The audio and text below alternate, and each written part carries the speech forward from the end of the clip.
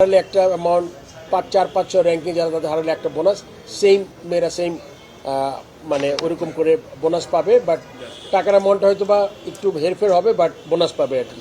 So mainly এগুলো নিয়ে আলোচনা করেছি।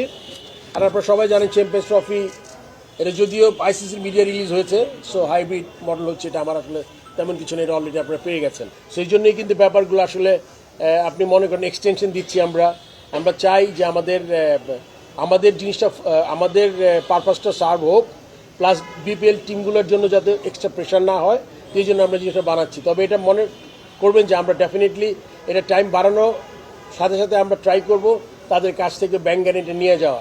আপনি যে আবার আপনি বলেছেন, আপনি জানেন যে আমরা ব্যাংক গ্যারেন্টি অ্যামাউন্টটা কমিয়েছি, বিকজ এই সিচুয়েশনের জন্যই কিন্তু এখন খুব ডিফিকাল্ট যেটা যাওয়া যাবে। যেমন স্পন্সরের ব্যাপারে মানে আমি বলবো যে এই সময়ে Madhumati bank was so kind, এত টাকা স্পন্সর আমরা পেয়েছি, এটা উই আর সো হ্যাপি। কিন্তু অন্য ক্ষেত্রে কিন্তু স্পন্সর খুব সহজ হচ্ছে না আর কি আমাদের।